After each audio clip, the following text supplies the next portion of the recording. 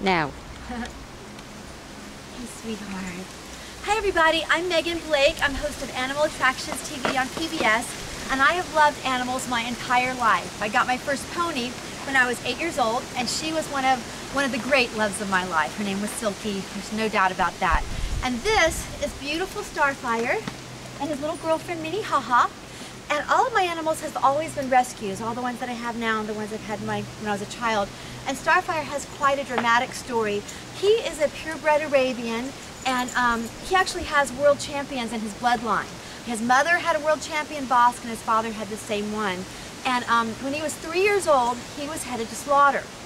And he was a gorgeous, gorgeous horse. We had made friends in his stall. I didn't have a horse at that time. I was sharing a horse with someone at a stable, and I would always go and talk with this beautiful Arabian horse every day. And Arabian horses are different from other breeds in that they're extremely, extremely sensitive. People either love Arabians because they like that flightiness, or they really don't like them because they have that flightiness. It's the same story. It depends on whether you like it or not. And I absolutely love it. I like the extreme sensitivity. And so we had made friends, and the person who owned him asked me if I wanted to ride him. And I said, of course I do, of course I do.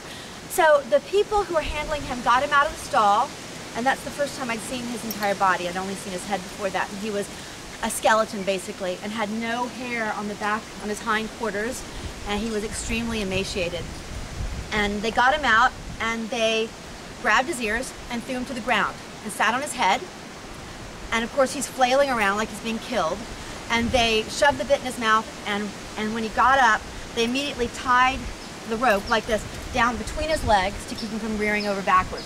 Of course that made him even more panicked, so the horse is literally rearing over backwards, flailing around, kicking. And I've been around horses all my life, and I saw that this was not a crazy horse, it was a horse being handled by crazy people. And so I immediately said, just get away from him. They were trying to put the saddle on him, let the saddle drop off, just get away, give me a leg up. And they did, and I got on in that very second, because we'd already made friends. And like I said, this was not a crazy horse, it was a horse being handled by crazy people. And we went off on a ride, and it was literally one of the most magical rides of my entire life. It was like riding a little carousel unicorn spirit, because he was completely green broke. He didn't know what a trail was, so if the trail went this way, he'd go straight through, but it wasn't that he was being belligerent, he literally didn't know. He was like a little, like I said, riding a little unicorn. And it was one of the most freeing, magical experiences of my entire life on a horse. So I brought him back to the stable after our ride, and the owner of the stable met me, screaming at me, screaming, saying, "You could have been killed, this horse was crazy." And my thought at that point was, everyone at this barn is crazy. This is just insane. So I gave the horse back to the owner, went home very troubled, and she called me. She was crying, and she said, "I have to sell this horse. I can't afford him, and the horse trader is coming Saturday."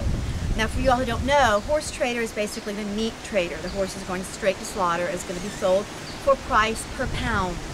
That's how they do it. And it's very emotional for me to even think about this.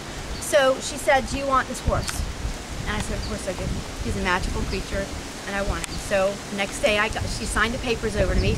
He's registered, so I had to get the official papers. And fortunately, I was moving to another part of Los Angeles the very next week. So Starfire did get in a horse trailer, but not to go down to the slaughterhouse, but to go to his new life up in Canyon Country.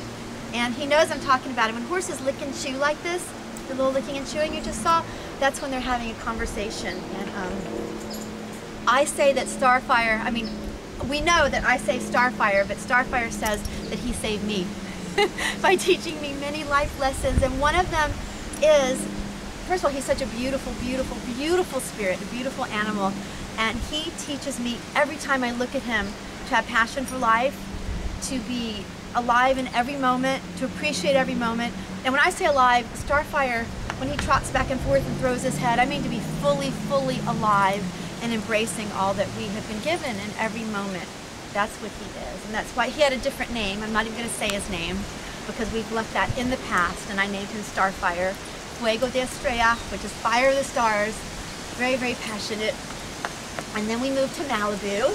And he's such a beautiful boy. I have to give him a massage. He loves We moved to Malibu, and we took him away from the barn. And we had, horses are herd animals. Just licking and chewing. Yes, sweetheart. So it's always good to have 2 of them if you're going to keep them in a separate environment, not at a barn. So we had to get him a little girlfriend. So we found Minihaha. Now Minnie here, she was also a rescue. She was at a charity and they had found her starving someplace. I don't have such an intimate depiction of her history, but she was found starving. As you see, she is not starving now. She's a very well-fed little girl and well cared for. Everything is wonderful. They just got their feet done yesterday. They have manicures regularly, and they're just wonderful creatures. Every single one of my animals, my cats, dogs, and horses, they all have lessons to teach, and I believe that firmly, that they show us how to connect on a deep level. And so in doing that, they remind us to connect with ourselves.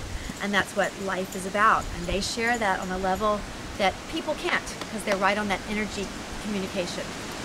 And that's what it is, being with animals. It's one of the loves of my life. Perfect.